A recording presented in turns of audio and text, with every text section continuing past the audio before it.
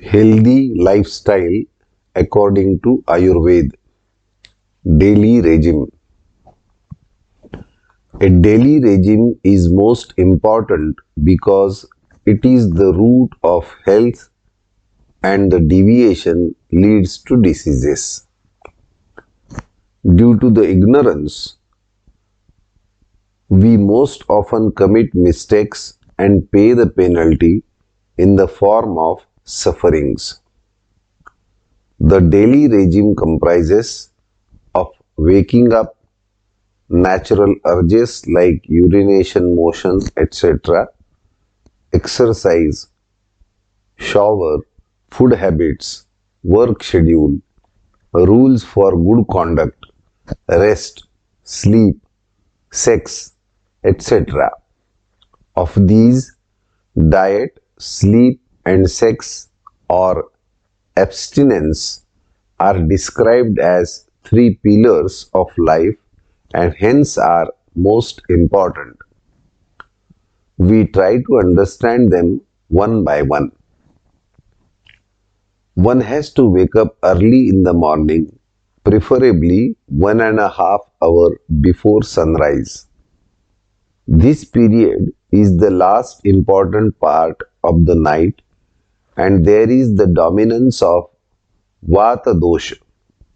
It is helpful in satisfying natural urges like urination and motion.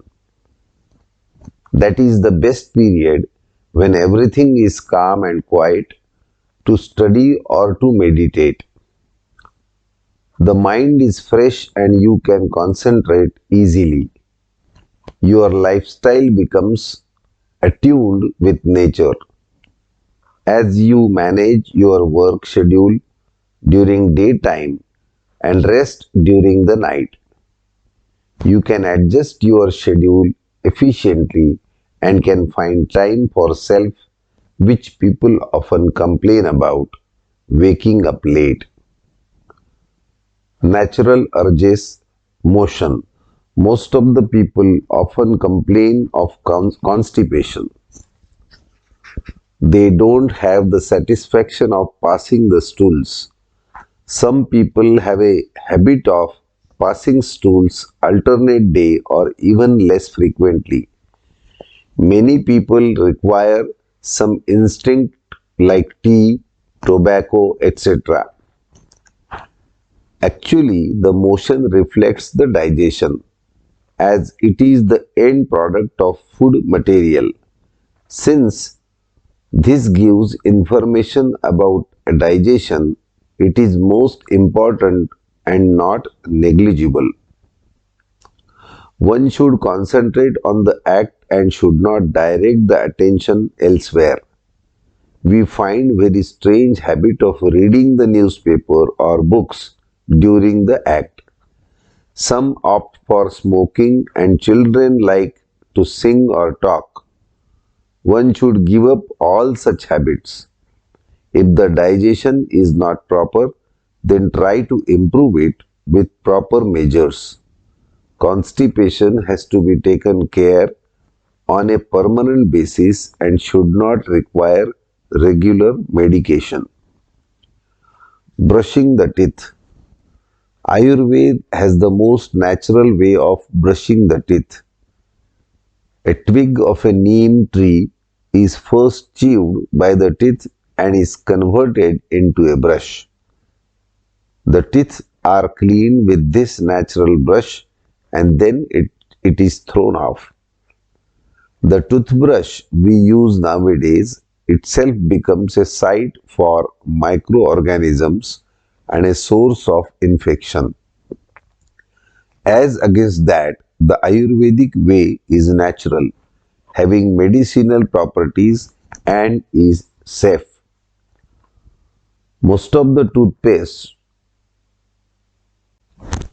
are sweet in taste and are really not good according to Ayurveda. Plants with astringent, bitter or pungent taste are good for brushing of teeth. Even the powders from these plants can be used and our own fingers can work as a brush. This is because of the fact that mouth is a site of kapha dosha and it gets aggravated by sweet taste and gets specified by astringent, bitter and pungent taste. Brushing of teeth and gums is necessarily in the morning and after eating anything. One can even use a tongue cleaner to clean tongue. Since the head is the site of all senses, a special procedure called as nasya has also been advised. One has to put 2 drops of medicated oils in the nostrils. It strengthens the senses and prevents falling and graying of hair. Non-tobacco herbal smoking has also been advised and is good for people suffering from kapha vata dosh and getting diseases like sinusitis. There should be a regular habit of exercise as per suitability. It can be performed in the half of the capacity in winter and spring. It should be lesser in summer and rainy season. One should not exceed the limit and should not perform it when the food is not digested. So it should be done on an empty stomach only. Regular exercise improves your digestive power, gives strength, improves resistance to the diseases and in general like exposure to cold, etc. The most important aspect is that the exercise should be a regular habit. One should have a regular oil massage. It nourishes the body, relieves fatigue, reduces vata dosh, delays aging, improves the texture of the skin, helps producing sleep and gives strength. Children and older people need it most and get benefited also. It is good if it is performed daily before the shower. At least it should be performed once in a week.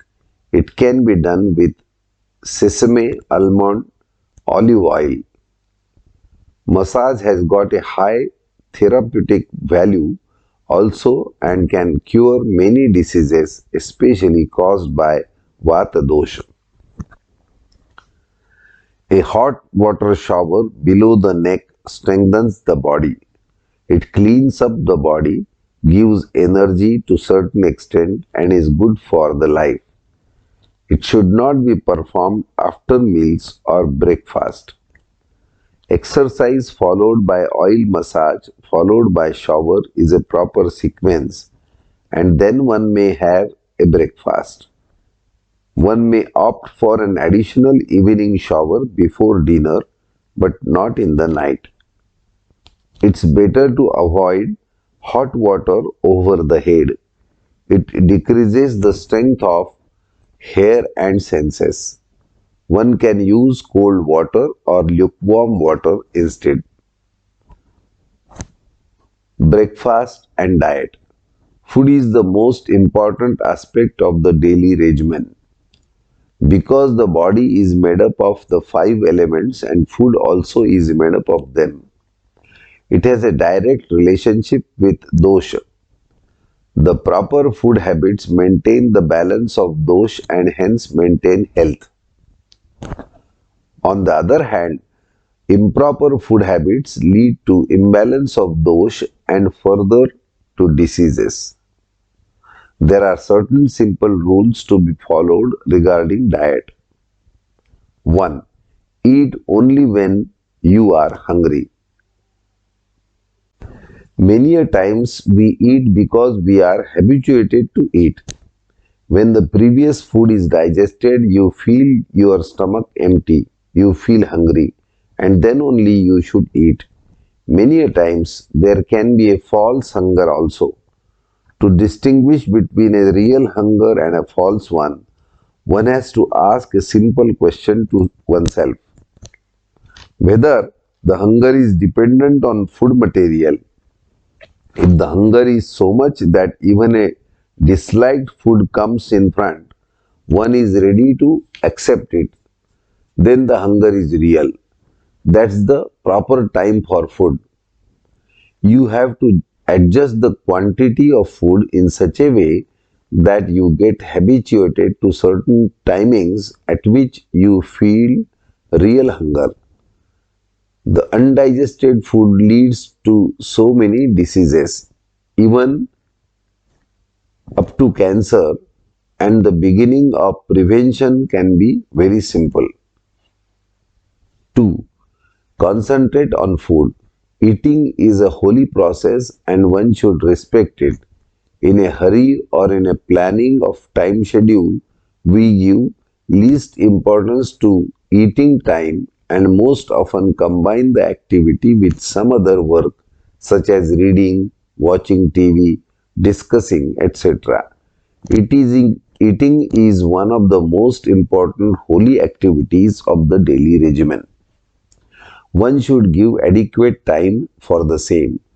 Just concentrate on food and nowhere else, such as TV, book, radio, etc. 3. Eat with a pleasant mind. Worry, tensions, anger, jealousy has become a part and parcel of our life. We can't escape from them while eating also. Food taken with such moods doesn't get digested and leads to many diseases like hyperacidity, ulcers, and even cancer. So one should relax, keep away all tensions, worries, etc., and should eat with a pleasant mind. Though this is very difficult to follow, one should gradually practice and follow it. 4. Fruits and desserts to be taken before meals or breakfast. There is a custom of eating fruits after meals or breakfast, which is improper according to Ayurveda. Fruits have sweet or sour taste generally and are eaten raw. When we have a good appetite, that is the initial part of meal or breakfast, they are proper. Eating them after food leads to excessive kapha dosha, leading to sinusitis, bronchitis, etc. The same thing applies to desserts also. They also are sweet in taste and should be taken before meals. We should end up a meal with a astringent, pungent or bitter taste. Chewing of cardamom or clove is a better option. 5. Eat freshly prepared food. Reheated is to be avoided. The food should normally be hot while eating, but it should be freshly prepared and hence hot. This is being done in India even today. In the West, most of the food material is cooked and preserved in cold storage and is brought to the customer. He also preserves it in his house. This food is reheated in the microwave oven and then served hot. We don't feel that it is a stale food. With the preservation techniques and spices, it is made tastier and we get habituated to it. But one should leave such a habit. I was surprised to see when even Indians residing in US cooking only once in a week and reheating the food always. Since Westerners are mostly dependent on non-vegetarian diet, only rice, potatoes and vegetables in the form of salads are prepared fresh. In India, chapati is a fresh option from whole wheat as compared to bread, which is mostly prepared from white flour. One should at least switch over to whole, whole meal bread and start preparing some fresh food at least for the dinner. 6. Avoid unwholesome food. Ayurveda describes certain food as viruddhana, and it should be avoided, e.g., combination of milk and fruits. Milk and fruits are independently good for health, but in combination they become unwholesome. Banana and milk, fruit salad with milk, milkshakes, and ice creams with fruits are such examples. If one consumes these occasionally, it won't produce much harm. But if this is practiced regularly, it may lead to many diseases such as skin diseases, allergic diseases, etc. The same is true about the combination of milk and salt or milk and sour. Many a times biscuits and toffees are taken along with milk or tea with milk, and this is a regular habit. In a long run, it causes imbalance of dosha, leading to diseases. Cheese is a good example of the combination of milk with sour and salt. Though the Westerners are habitual to cheese, it's better to reduce its consumption and at least switch over to cottage cheese or tofu, soya paneer, which is rather fresh, less processed. Merits and demerits of soya beans also need to be considered separately. Ghee is the better option in this regard. Natural food. We are all living in an unnatural world today. The concepts of so-called happiness are such that we want to reduce our discomfort in the form of hard work. That has given rise to lots of instrumentation and automation. Even traditional farming got affected with this, and whole farming has become unnatural now. Due to less or no necessity of animals for farming, we had a deficit of organic fertilizers. At the same time, as a part of modern technology, hybridization was introduced in crops and animals. These crops or animals lacked in natural immunity and hence were susceptible to various infections. In order to save them, chemical pesticides were begun as prophylaxis. Chemical fertilizers replaced organic, natural fertilizers as there has been already a scarcity of natural fertilizers. Initially, this showed very good results in the form of more production, but we spoiled the whole nature and poisoned our soil, water, crops, animals, everything. Nothing has remained natural now. The seed companies started playing with the genes of crops to compel the farmers to buy seeds from their companies only and made the farmers dependent on them. The original seed banks were lost and so also the natural immunity acquired through them. The hybridized A1 cow is the best example to demonstrate the long-term effects of hybridization. Particularly, diseases like cancer started spreading across the world due to this unnatural farming. Use of chemotherapy drugs has further worsened the problem. Though it has only 2.1% success rate in US and 2.4% in Australia, it is still propagated across the globe as the only remedy. We have even lost the natural enemies to protect our crops due to unnatural pesticides and fertilizers. Moreover, our natural immunity has also been lost consuming today's food.